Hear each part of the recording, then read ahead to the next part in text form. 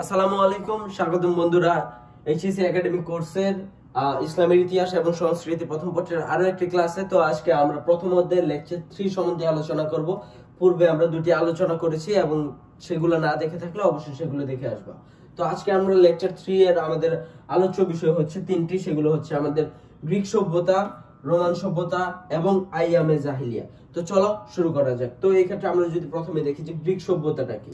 Greek সভ্যতাটা হচ্ছে তোমার যেটা দেখো, গ্রিক সভ্যতা গড়ে ওঠে নদীর বদলে সাগরের তীরে। আমরা এ পর্যন্ত অনেকগুলো সভ্যতা দেখেছি যেগুলো আসলে গড়ে উঠেছিল নদীর তীরে।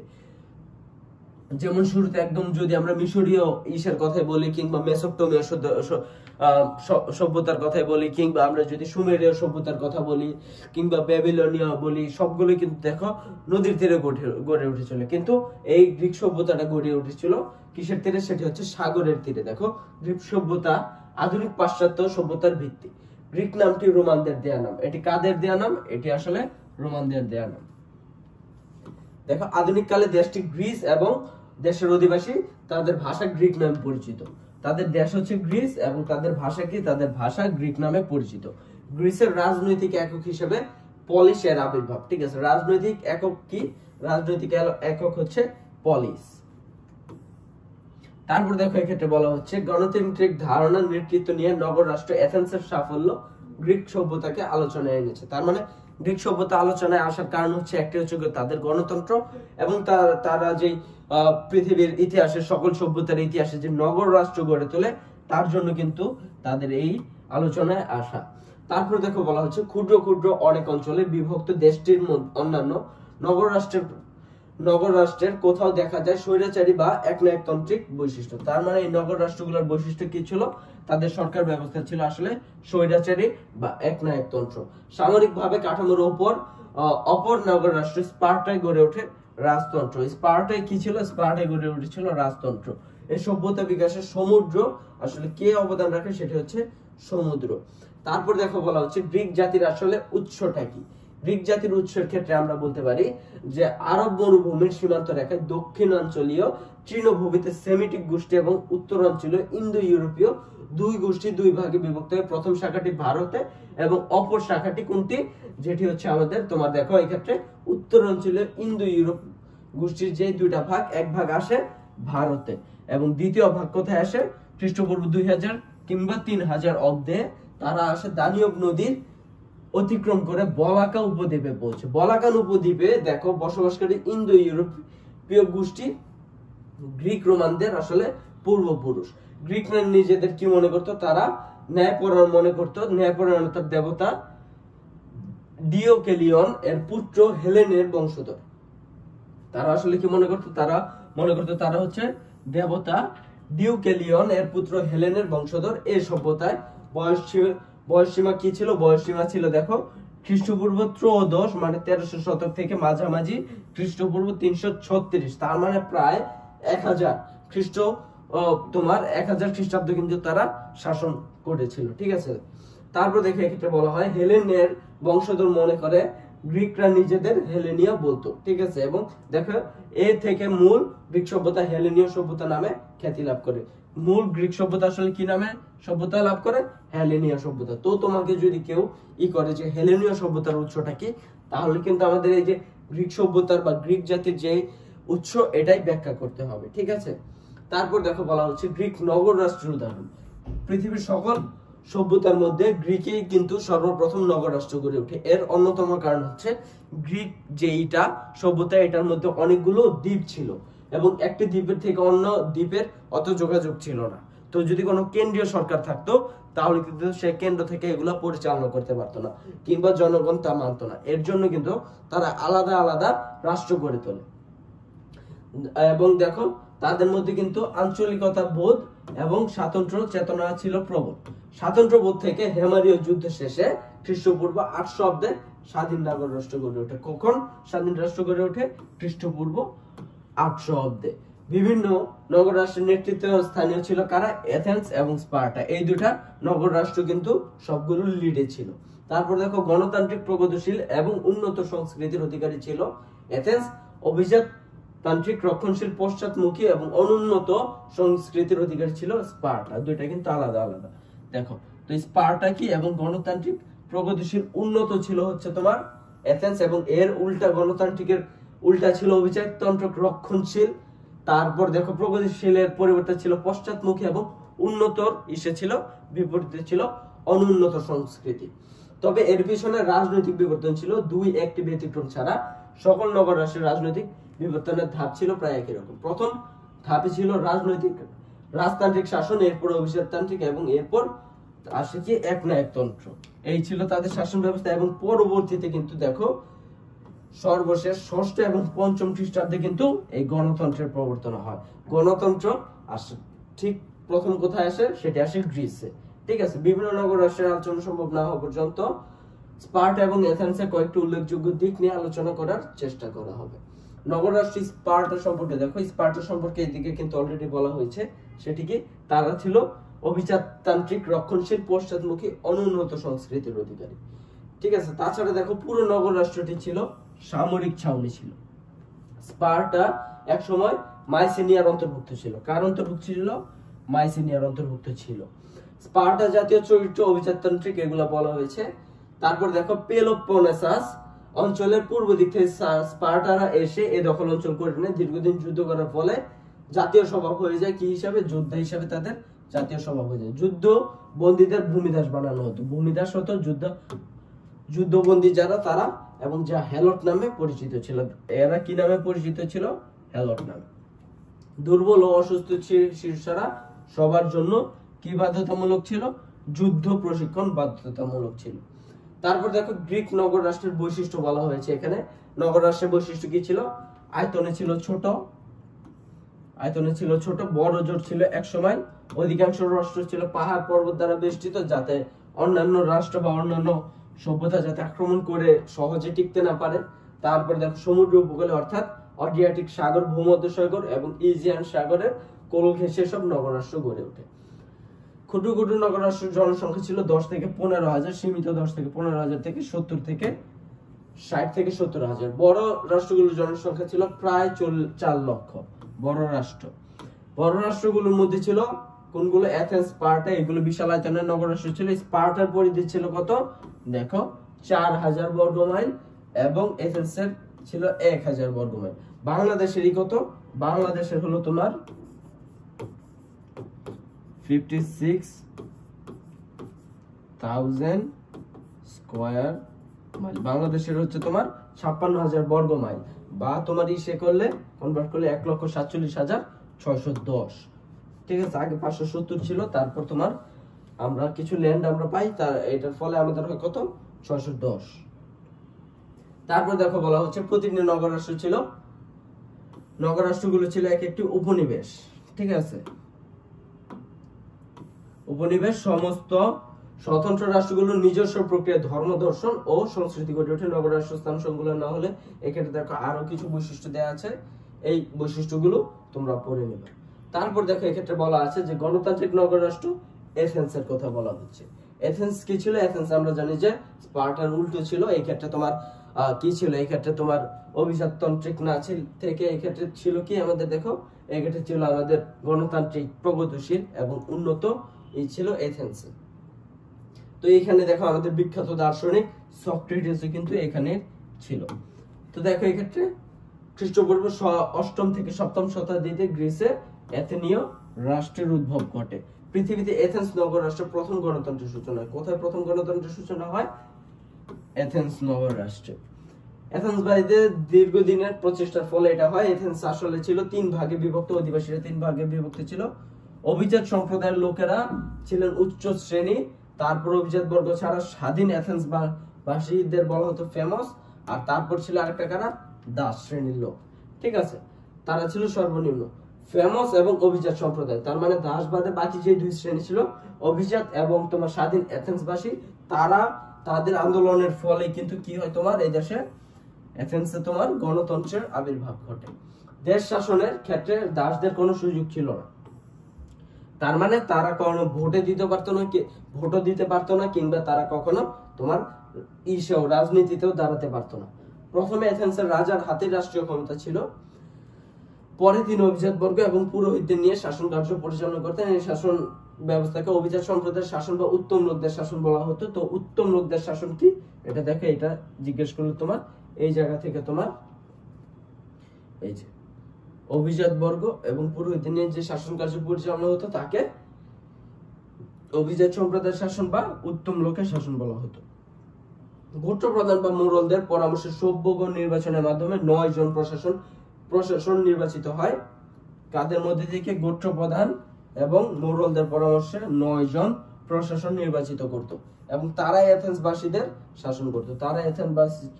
শাসন করত।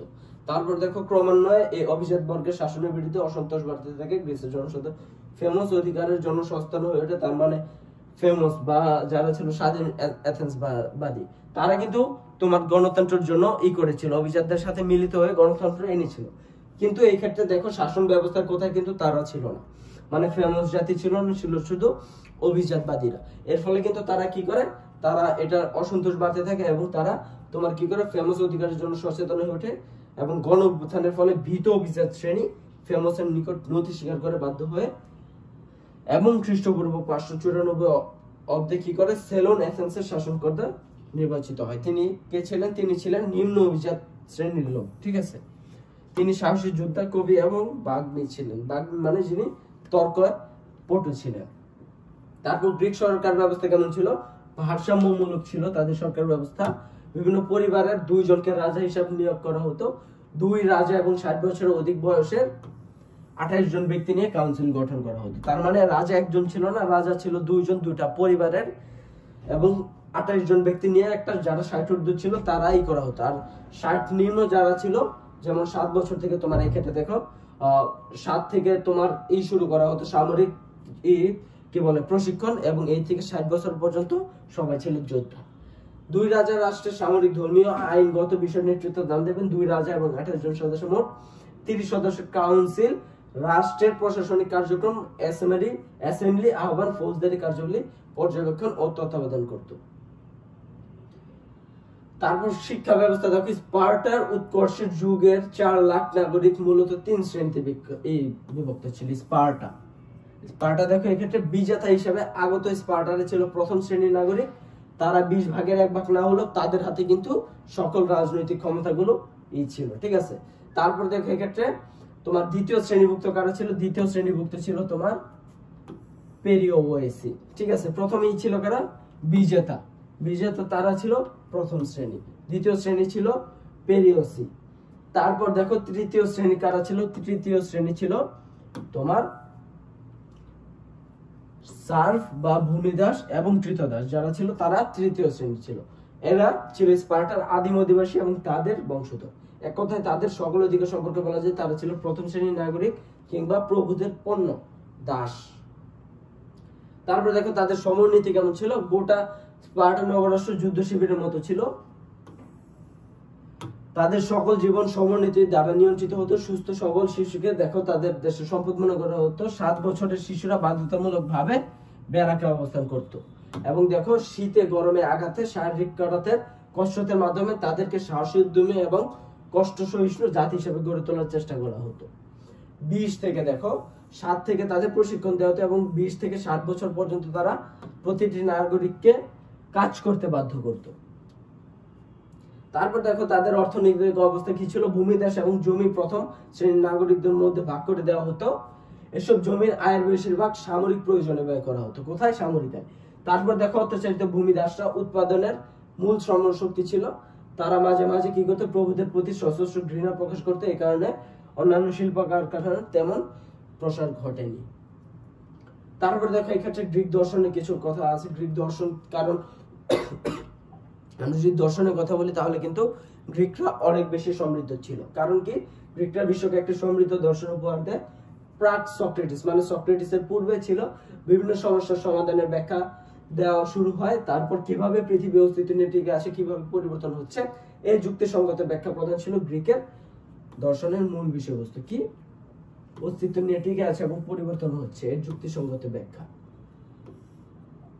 গ্রিক দার্শনিক থেলিস সর্বপ্রথম খ্রিস্টপূর্ব 585 অব্দে সূর্যগ্রহণের বৈজ্ঞানিক ব্যাখ্যা দেয়। কে? গ্রিক দার্শনিক থেলিস। তারপর দেখো বলা আছে গাছপালা জীবনের মানুষ সম্পর্কে যুক্তিবাদী দার্শনিক আবির্ভাব ঘটে, তাদের মধ্যে কোনো বক্তব্য চূড়ান্ত বা চিরসত্য নয়।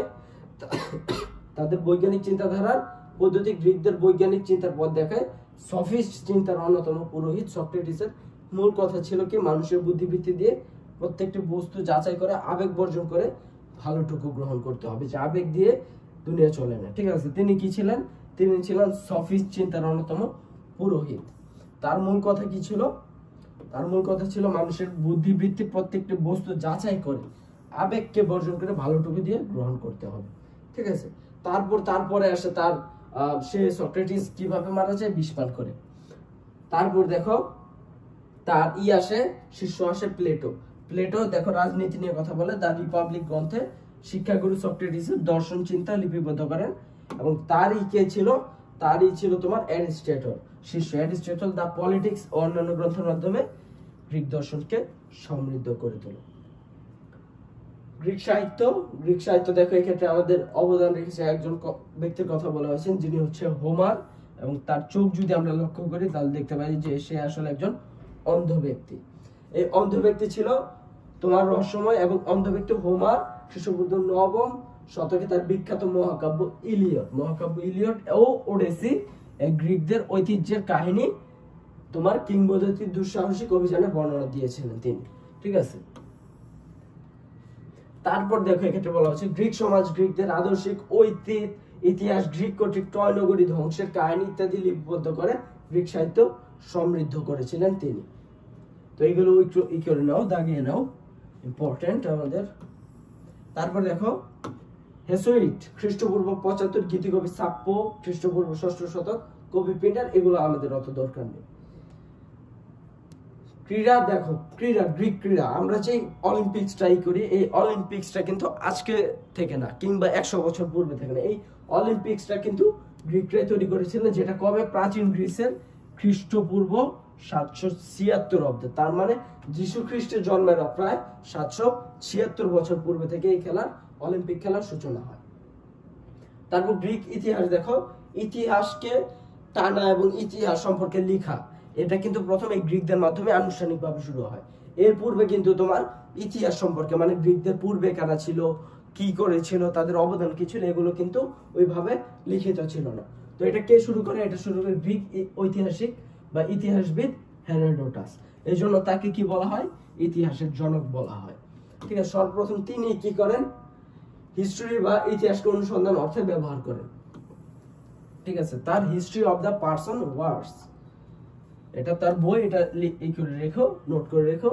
ইতিহাস গ্রন্থ, এই গ্রন্থটি পৃথিবীর প্রথম ইতিহাস হিসেবে একে অভিহিত করে। হিস্ট্রি অফ দ্য পার্সন ওয়ার্স, তার রচিত এটা 9টি খণ্ড পর্যায়ক্রমে সম্রাট সাইরাস, মিশর, পারস্যের অভ্যন্তরীণ বিবাদ এবং সম্রাট দানিউসের আহরণ, সাইয়াং এর বাসস্থান, এইসব সম্পর্কে কিন্তু লেখা থাকে তার এই বই।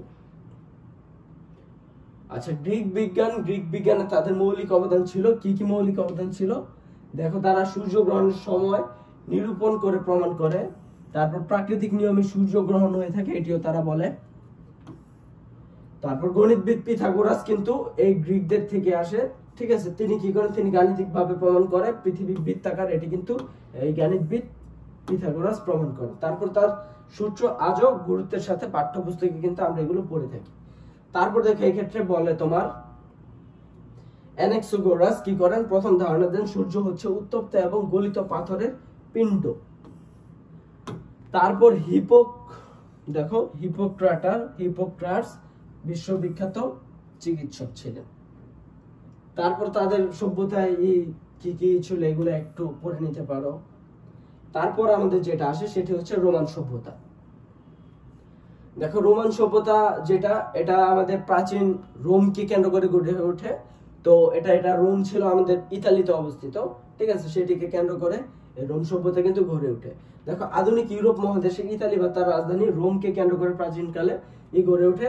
তোমার পুরোপলীয় যুগে রোমে কিন্তু মানুষ বসবাস শুরু করে পুরোপলীয় যুগে। পুরোপলীয় যুগ মানে হচ্ছে যে সময় মানুষ তোমার পাথর ব্যবহার করতো। ঠিক আছে, পাথরের অস্ত্র ব্যবহার করতো, মানে একদম প্রস্তর যুগ যেটা। ঠিক আছে, এবং নবপলীয় হচ্ছে নব্য প্রস্তর যুগ, প্রস্তর যুগের পরের যুগটা প্রাগৈতিহাসিক যুগ যেটা। দেখো এই যুগে কি করে ভূমধ্যসাগরীয় অঞ্চল, উত্তর আফ্রিকা, স্পেন থেকে মানুষের আগমন ঘটে। ব্রোঞ্জ যুগে ইন্দো ইউরোপীয় জনগোষ্ঠী আসার ফলে সভ্যতার চাকা দ্রুত চলতে থাকে, কারণ তারা 2 চাকাওয়ালা গাড়ির প্রচলন শুরু করে। এইভাবেই কি হয়, বিশ্ব সভ্যতায় রোমানরা নিজেদের অবদান রাখতে সক্ষম হয়। তারপর দেখো তাদের ভৌগোলিক অবস্থান বলা হচ্ছে। তাদের ভৌগোলিক অবস্থান কোথায়? দেখো ভৌগোলিক অবস্থান হচ্ছে ইউরোপের মহাদেশস্থ ইতালির পশ্চিমাংশে অবস্থিত ছোট শহর রোমকে কেন্দ্র করে। ঠিক আছে, রোমকে কেন্দ্র করে তাদের ভৌগোলিক অবস্থান। এর পশ্চিমে রয়েছে এবং রোমের কোন দিকে কি রয়েছে এটা বলা হচ্ছে। এবং দেখো উত্তর পূর্বে আছে অ্যাড্রিয়াটিক সাগর। রোম নগরী 7টি পার্বত্য টিটার উপর ছড়িয়ে আছে। এই 7টি পাহাড়ের জন্য একে এই নগরীটিকে 7টি পাহাড়ের নগরী বলা হয়, দ্য সিটি অফ 7 হিলস। তারপর দেখো রোম নগরীর পতন কিভাবে ঘটে। রোম নগরীর পতন ঘটে খ্রিস্টপূর্ব 200 অব্দে। ইন্দো ইউরোপীয় গোষ্ঠী উত্তর ইতালিতে এসে বসবাস গড়ে তোলে এবং তাদের ভাষা ল্যাটিন নামে পরিচিত। তাদের ভাষা কি? ভাষা হচ্ছে ল্যাটিন। এবং তাদের নাম রোম হয় কি জন্য? রাজা ছিল রোমিউলাস। আবার কেউ কেউ বলে যে তারা আসলে 2 ভাই ছিল। 2 ভাইয়ের নাম কি কি ছিল? একটা দেখো যে রোমিউলাস এবং রোমান্স 2 ভাই ছিল, তাদের নাম থেকে এই রোম নামটি আসে। দেখো এই নগরী স্কুটন সাগরে, ইট্রুস্কান সাগরে কি হয় তোমার থেকে 14 মাইল দূরে টাইবার নদীর তীরে অবস্থিত। কোন জায়গা থেকে? ইট্রুস্কান নদীর থেকে তোমার, ইট্রুস্কান সাগর থেকে তোমার 14 মাইল দূরে টাইবার নদীর তীরে। জনগণের দ্বারা নির্বাচিত রাজা একাধারে সামরিক, ধর্মীয়, আইনের প্রধান ছিল। রাজা এই 3টি বিষয়ের প্রধান ছিলেন। তারপর তাদের দেখো 2টি কার্যকরী পরিষদ ছিল। একটি হচ্ছে দেখো সিনেট বা বয়োজ্যেষ্ঠদের সভা, আরেকটি হচ্ছে জনগণের পরিষদ। ঠিক আছে, একটি জনগণের জন্য ছিল, আরেকটি ছিল বয়োজ্যেষ্ঠ বা সিনেট সভা। তারপর দেখো প্রজাতান্ত্রিক রোম। এখানে প্রজাতান্ত্রিক রোম বলতে যে রোমের আরো যেসব অঞ্চলগুলো হয়, ঠিক আছে, রোম আরো অন্যান্য শহর গঠিত হয়, শহর নিয়ে গঠিত হয়, কিভাবে তারা তোমার যুদ্ধ করে আরো অঞ্চল দখল করে, এই বিষয়গুলো কিন্তু তারা এখানে দেখো বলা হচ্ছে প্রজাতান্ত্রিক রোম হিসাবে। তারপর দেখো আমাদের বলা হচ্ছে জুলিয়াস সিজার। জুলিয়াস সিজার কে ছিলেন? দেখো খ্রিস্টপূর্ব 264 থেকে 46 অব্দ পর্যন্ত রোমানদের ইতিহাস নানা গৃহযুদ্ধ এবং রাজনৈতিক সংকটে ভরপুর। এবং এর মধ্যে দেখো খ্রিস্টপূর্ব 46 অব্দে কিন্তু তোমার জুলিয়াস সিজার নামে একজন কি করে উদার একনায়কতন্ত্র শাসন ব্যবস্থা চালু করে। শাসন ব্যবস্থাটার নাম হচ্ছে তোমার উদার একনায়কতন্ত্র। বিষয়টা একটু আইরনিমূলক যে তুমি একনায়কতন্ত্র হবা একই সাথে এখন উদার হবা, এটা একটু আইরনি বা একটু বৈপরীত্য। ঠিক আছে, তারপর দেখো তার গৃহীত সংস্কারগুলো ইতিহাসে খুবই গুরুত্বপূর্ণ ছিল। তিনি স্পেন এবং ফ্রান্সের রোমান সাম্রাজ্যে আগত নাগরিকদের সকলকেই রোমান হিসেবে আখ্যায়িত করেন। তারপর দেখো সিনেটের প্রতিনিধি সংখ্যা তিনি 300 থেকে 900 নেন এবং দুস্থ নাগরিকদের সহায়তার জন্য তালিকা করেন। তার গৃহীত এসব পদক্ষেপের ফলে রোমান সভ্যতা দ্রুত সমৃদ্ধি করে। তারপর দেখো অগাস্টাস সিজার। অগাস্টাস সিজার মূলত অক্টাভিয়ান সিজারের নাম। ঠিক আছে, অক্টাভিয়ান সিজারই পরবর্তীতে অগাস্টাস সিজার হিসেবে পরিচিতি লাভ করেন। সিনেটে অস্তিত্ব থাকলেও তিনি মূলত কি করেন? তিনি মূলত রাজতন্ত্রকে প্রতিষ্ঠিত করেন। তিনি একাধারে কনসাল, প্রধান সিনেটর ছিলেন, সামরিক বাহিনীর প্রধান, ইন্সপারেটর, দেখো ইন্সপারেটর ইত্যাদি পদ গ্রহণ করে শাসন ক্ষমতা সবকিছু নিজের হাতে গ্রহণ করে। এখন দেখো এক্ষেত্রে রোমান দর্শনের কথা বলা আছে। এক্ষেত্রে রোমানদের সক্রেটিস বলা হতো তোমার কাকে? রোমানদের সক্রেটিস নামে খ্যাত ছিল কেটো। তার ছিল 234 থেকে 149 খ্রিস্টাব্দ। তিনি ছিলেন রোমান দার্শনিক।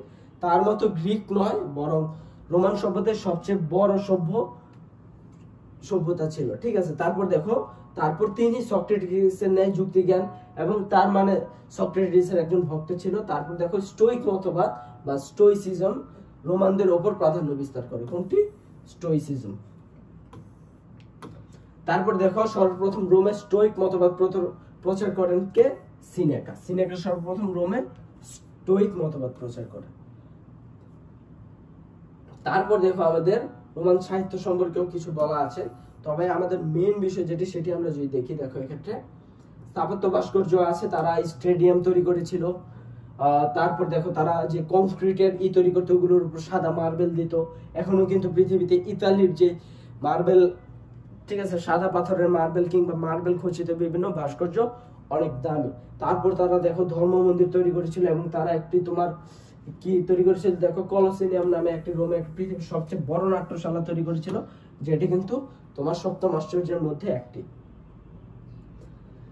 তারপরে দেখো আমাদের মেইন বিষয় যেটা, সেটা হচ্ছে দেখো এই ক্ষেত্রে রোমান ধর্মের কথা বলা হচ্ছে। তাদের কিন্তু অনেক বেশি ধর্মের প্রতি ছিল এবং তাদের দেখো এক্ষেত্রে অনেকগুলো দেবতা ছিল এবং প্রত্যেক গৃহে কিন্তু দেখো জেনাস নামে একজন তত্ত্বাবধায়ক দেবতা ছিলেন, ঠিক আছে। এবং তাদের দেখো দেবতার সংখ্যা কিন্তু বহু ছিল। তারপর দেখো তারা 25 ডিসেম্বর কি করতো, দেবতা সেভিয়র দেবতার কিন্তু তারা উদযাপন করত। এখন আমরা আসি যে জিনিসটার জন্য আমি করতেছিলাম, সেটা হচ্ছে আমাদের রোমান আইন। রোমান আইন কিন্তু আমাদের অনেক গুরুত্বপূর্ণ একটা বিষয়, কারণ এর মাধ্যমে আমরা অনেক কিছু শিখতে পারি যেগুলো আমাদের বর্তমান পৃথিবীতেও আছে। যেমন দেখো এক্ষেত্রে তারা রোমান ল করে, রোমান দেখো দেওয়ানি এবং ফৌজদারি আইন খ্রিস্টপূর্ব 50 শতাব্দীতে সংকলিত হয়। দেওয়ানি এবং ফৌজদারি, ঠিক আছে। দেওয়ানি মানে হচ্ছে তোমার সিভিল, যেগুলো তোমার হত্যা কিংবা চুরি ডাকাতি বাদে, আর ফৌজদারি হচ্ছে যেগুলো চুরি ডাকাতি হত্যা ক্রিমিনাল যেসব বিষয়গুলোকে ফৌজদারি। এগুলো কিন্তু দেখো খ্রিস্টপূর্ব 50 শতাব্দীতে সংকলিত হয়। তারপর দেখো এই আইনগুলো জনগণের সুবিধার্থে কাঠের ফলকে খোদিত করে রাজপথ টাঙিয়ে রাখা হতো, যাতে সকলে আইন সম্বন্ধে জানে। তারপর দেখো এই আইনগুচ্ছকে বলা হতো দ্বাদশ তালিকা। আইনগুচ্ছকে কি বলা হতো, দ্বাদশ তালিকা। 450 খ্রিস্টপূর্বাব্দে 12টি বঞ্চ পত্রে সর্বপ্রথম রোমান আইন কি হয়, সংকলিত হয়। বিশিষ্ট আইনবিদ গেইয়াস আপ্লিয়ান, ঠিক আছে, আলপিয়ান, তারপর পেপিলিয়ান এবং পলাশ, সম্রাট জুলিয়াস সিজারের আমলে এদেরকে আইনের ব্যাখ্যা এবং মামলা নিষ্পত্তির অধিকার দেওয়া হয়। তারপর দেখো এই আইনের 3টি শাখা ছিল, বেসামরিক আইন, জনগণের আইন, প্রাকৃতিক আইন। বেসামরিক আইন ছিল দেখো এক্ষেত্রে সিনেটে পাশ করা আইন বা ডিক্রি, ঠিক আছে। তারপর দেখো কতগুলো প্রাচীন রীতিনীতি ছিল, আইন অবশ্য পালনীয় ছিল, নাগরিকদের জন্য অবশ্য পালনীয় ছিল। জাতীয় চেতনার প্রতি অমনোযোগীদের উপর আইন প্রয়োগ করা হতো কোন আইন, সেটি হচ্ছে জনগণের আইন। এছাড়া ব্যক্তিগত সম্পত্তির অধিকার অনুমোদন, ক্রয় বিক্রয় নীতি নির্ধারণ ছিল এই আইনের মধ্যে। প্রাকৃতিক আইন ছিল এই আইনের সারাংশ হচ্ছে প্রকৃতিগতভাবে সকল মানুষ সমান, এটা হচ্ছে আইনের মূল কথা। তারপর দেখো রোমান সভ্যতার মূল্যায়ন এবং প্রভাব। এক্ষেত্রে এই বিষয়টা একটু পড়ে না, এটা ওইরকম গুরুত্বপূর্ণ কিছু না। তবে আমরা এখন যেটা পড়বো সেটা হচ্ছে আইয়ামে জাহিলিয়া। এখন থেকে আমরা মূলত একদম ইসলামিক যে সংস্কৃতি এবং যে তোমার সংস্কৃতি, এই বিষয়টা নিয়ে আমরা এখন থেকে আলোচনা শুরু করব। এতক্ষণ আমরা জাস্ট সভ্যতাগুলো দেখলাম। তো আইয়ামে জাহিলিয়া কি? আইয়ামে জাহিলিয়া অর্থ হচ্ছে তোমার দেখো, আইয়ামে জাহিলিয়া এই দুটি হচ্ছে আরবি শব্দ, দুটি আরবি শব্দ। আইয়াম অর্থ কি? আইয়াম অর্থ হচ্ছে যেটি ইয়ামুন শব্দের বহুবচন, এর অর্থ কি? এর অর্থ হচ্ছে যুগ বা সময়। আর জাহিলিয়া অর্থ হচ্ছে তোমার অন্ধকার, অজ্ঞতা, তমসা। তবে এই ক্ষেত্রে আমরা অন্ধকার যুগ বলা হয়, কিংবা এই ক্ষেত্রে মূলত এটা বারবারিজম, ঠিক আছে, বর্বরতাকে এই ক্ষেত্রে আমাদের বোঝানো হয়েছে, ঠিক আছে, যে এটা আসলে ইগনোরেন্স অর্থে নয়, বরং বারবারিজম অর্থে এটা ব্যবহৃত হয়েছে। তো দেখো ব্যাপক অর্থে আসলে আরব বলতে উত্তর এবং দক্ষিণ আরব এবং মধ্য আরবকে বোঝানো হয়, কিন্তু এই ক্ষেত্রে আইয়ামে জাহিলিয়ার যে অংশটুকু বোঝানো হচ্ছে আইয়ামে জাহিলিয়া দ্বারা, সেটি হচ্ছে আমাদের মূলত তোমার যেটা হচ্ছে তোমার উত্তর আরব, ঠিক আছে। তার মানে মরুভূমি এরিয়া যেটা ছিল, ওই এরিয়াগুলোকে তোমার আইয়ামে জাহিলিয়া বলা হচ্ছে। এবং এটা সময়কাল বোঝানো হচ্ছে তোমার মূলত আমাদের নবী হযরত মুহাম্মদ সাল্লাল্লাহু আলাইহি সাল্লাম আসার ঠিক 100 বছর পূর্বে, যেই টাইমে কোনো নবী রাসূল ছিল না, সেই সময়কালকে মূলত এই ক্ষেত্রে আইয়ামে জাহিলিয়া বলা হচ্ছে। তবে অনেকে বলে থাকে যে আইয়ামে জাহিলিয়া হচ্ছে মূলত আদম আলাইহিস সালামের পর থেকে একদম আমাদের নবী সাল্লাল্লাহু আলাইহি ওয়াসাল্লাম আসার আগ পর্যন্ত। তবে এটা আসলে সঠিক নয়, কারণ এর মধ্যে অনেক নবী এসেছে, অনেক ধর্ম ছিল, ঠিক আছে, ওগুলা নবী রাসূলদের তাহলে অবজ্ঞা করা হয় মূলত। তাহলে এটা সবচেয়ে বেশি সমর্থিত কোনটা, সেটা হচ্ছে যে আমাদের নবী সাল্লাল্লাহু আলাইহি ওয়াসাল্লাম আসার ঠিক 100 বছর পূর্বের যে এটা, সেটাই মূলত হচ্ছে তোমার এই ক্ষেত্রে বলা হচ্ছে আইয়ামে জাহিলিয়া অর্থে, ঠিক আছে। তো এই ছিল মূলত আইয়ামে জাহিলিয়ার এই, ঠিক আছে। তো আশা করি তোমরা এই গ্রিক সভ্যতা কিংবা রোমান সভ্যতা এবং আইয়ামে জাহিলিয়া অর্থ তোমরা বুঝতে পেরেছো। তবে যদি কোনো প্রশ্ন থাকে তাহলে অবশ্যই তোমরা ওগুলো আমাকে জানাবা। এবং আজকের মতো লেকচার 3 এই পর্যন্ত, এবং পরবর্তীতে আমরা লেকচার 4 এবং প্রথম অধ্যায়ের সর্বশেষ লেকচার সম্বন্ধে জানবো, ঠিক আছে। তো সকলকে ধন্যবাদ।